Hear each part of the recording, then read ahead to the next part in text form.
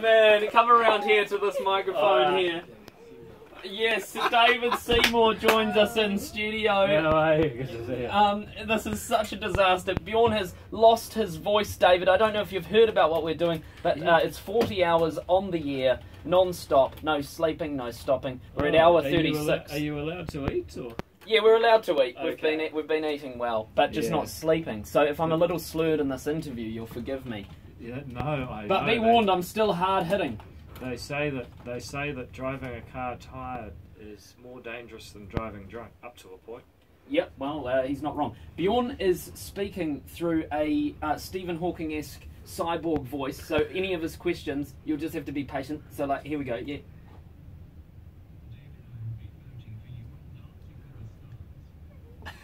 Well, I'm very, very honoured and humbled that Stephen Hawking would actually vote for me from beyond. I knew he was powerful, but I didn't think he could vote for me from beyond the grave. It's incredible, isn't it?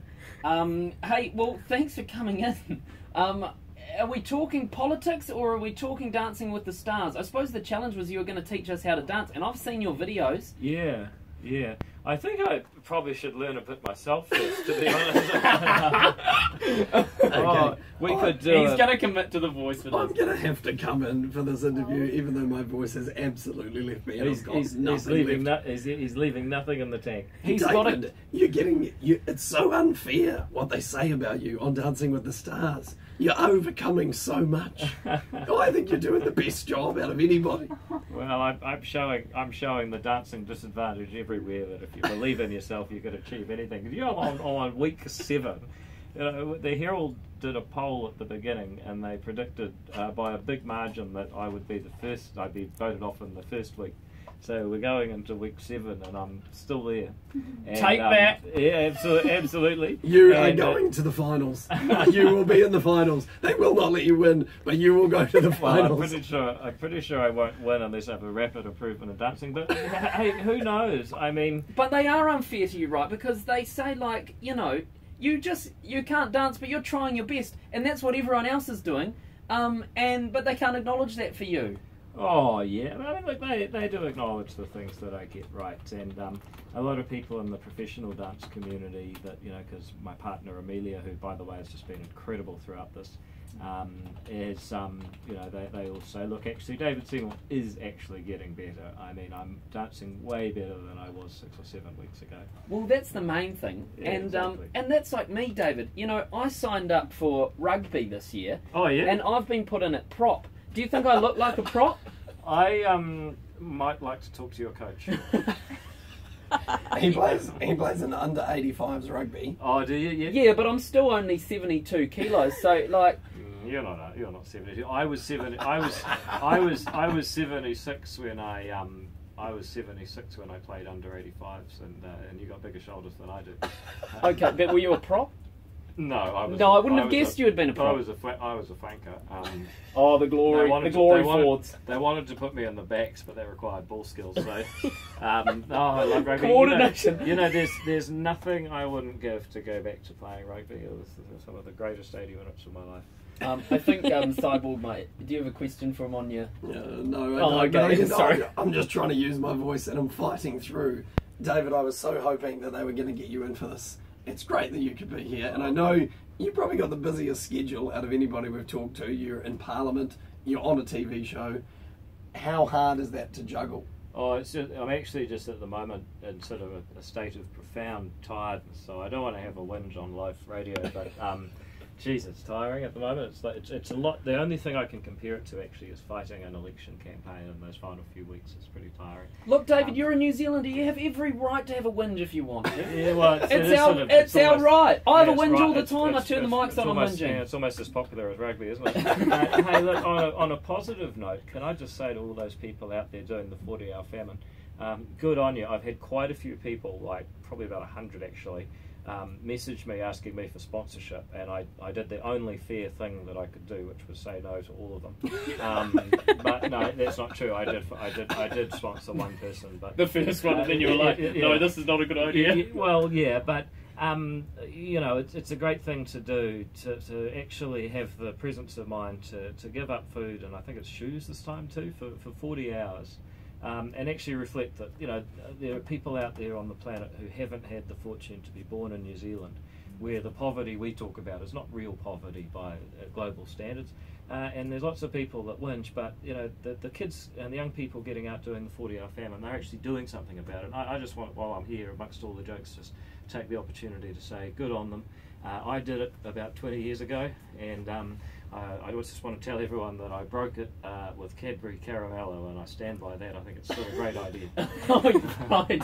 So at the end, you celebrated with that. Yeah. I didn't stand by it about 3 hours after the famine ended, because somehow 2 king-size Caramello in your stomach with nothing else for 40 hours is probably not recommended by medical experts, and actually is not recommended by me, because then a short time afterwards my stomach was empty again.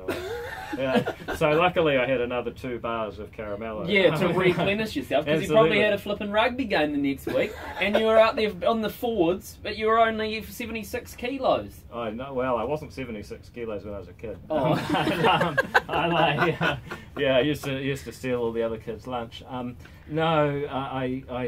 just think it's a great thing to do. I think I did it twice actually, and back then, I don't know if it's like this now, but you were allowed barley sugars and Just Juice, so they were cleverly sponsoring it. Yeah. And they were the only things you were allowed for 40 hours. And you drink about 7 litres of Just Juice and about 5 boxes of barley sugars. I don't know if it was smart to... Yeah, I don't know. Barley sugars, I don't know if they really benefited off sponsoring it, because I tell you what, I got pretty sick of barley sugars. I know you wouldn't have, Bjorn, because you love lollies. Well, I love lollies, so I buy them year round. So. You couldn't do that now, of course. The sugar police would come and they'd probably try and put a tax on the barley sugars.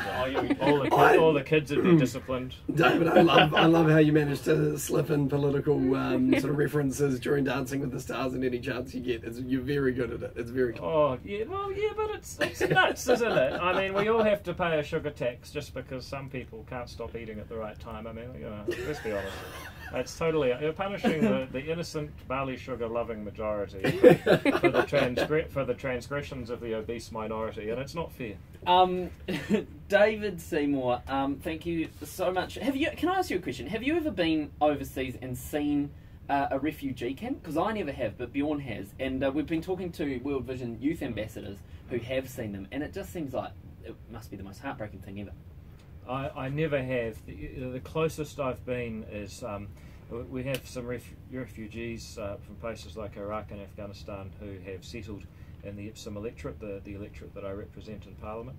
And as the local MP, it's been my job to help a few of these folks find accommodation and so on, but that doesn't even remotely compare to being there. And it's actually really difficult for us as New Zealanders to imagine violent people coming, driving you out of your home without your possessions, without food, and all of the violence that we won't go into that accompanies those sorts of times. And again, that's why I just take my hat off to the kids up and down New Zealand in the last 36 hours, and hopefully they're going to hold on for another 4, who have recognised that and had the mindfulness and compassion to just think about people who have a different experience to us that nevertheless is real because they're human. That's so true. I appreciate that. Hey, one more question as well. Re Dancing with the Stars and re still being at work, because I heard an interview with someone else, I won't mention their name, from Dancing with the Stars, who didn't seem to really have a job. So they were like full-time dancing, but you're obviously you're still working, right? And then trying to fit dancing around that. Yep. So that just must be so hard. Like you've got, and you're a member of the public sphere, and you've really got to keep your foot forward on the dance floor as well as out in the public, right? Because the work never stops for you. People see you in the street, and you're expected to behave properly, and you're a public figure, so that must be tough.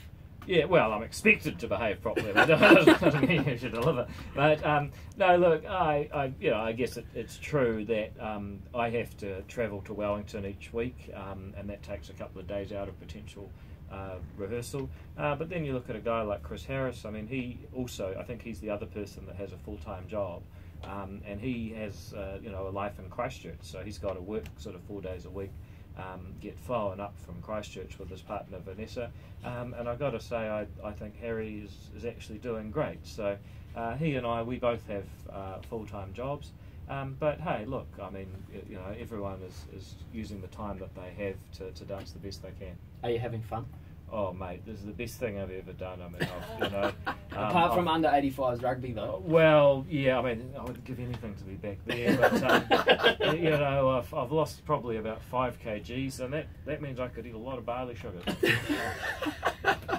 Careful though, because you've been paying tax on those. Well, you know, I'm actually gonna rush to eat the barley sugars before the government puts the tax on them. Get as fat as you can. Exactly. Well, yeah, because you want to build up like some strategic reserves for when the barley sugar tax comes. Oh, David, how long do we have with Dave? Do you have to go, or can we? Oh, I probably have a few more jokes in me. But do I? See? I mean, sorry, a few more serious observations. Oh, well, are we gonna learn a dance move? Is that the one thing we're gonna do? Yeah, that is the challenge this hour. So David's not only here to hang out and talk about barley sugars and stuff, he's actually here to teach a couple dance moves, if that's all right. Oh, okay, I forgot about that. Well, that'll be so good. And David, I tell you what, usually I don't sound this horrifically scary. Usually I just got a normal voice like a normal person. No, there'll be children getting driven home from school cowering in the back seat. I know, it's terrifying. What in God's name? Satan's taken over the radio. Yeah. We've got some clips of Bjorn from like what he used to sound like. Like if you ask him a question, for instance, I could respond with his voice. You know, if he was going to say yes or yeah. So that's sort of. Okay. That's sort of what he sounds like normally. Just all right. Is that the whole vocabulary? Or? That's about 80%. Yeah. Oh, I hope you get well soon. I see you got quite a few concoctions there, strepsils, and I guess. Are they going to get taxed? Well, the strepsils? Well, you can't get those at all because bad people use them to make methamphetamine. So that's actually been banned completely. Oh, okay. Yeah, you know it's true because there was a time when if you were a bit crook, you could get pseudoephedrine, right? You could basically get strepsils with trace amounts of pee in it. Anyway, and you wouldn't have this sort of problem on your hands where you've got to talk through a computer. Oh no, he'd be talking much faster too. But anyway, the cops obviously found out about this, and you know now they banned it, and so it's actually quite difficult. Whereas if you're ever in the States and you get some cough medicine, Jesus, you're sort of not used to it. So okay, well, David Seymour, thank you so much. We're going to go to a song. We're going to learn a dance move from you, and we'll be back in 3 minutes' time. Thank you. God bless. Okay.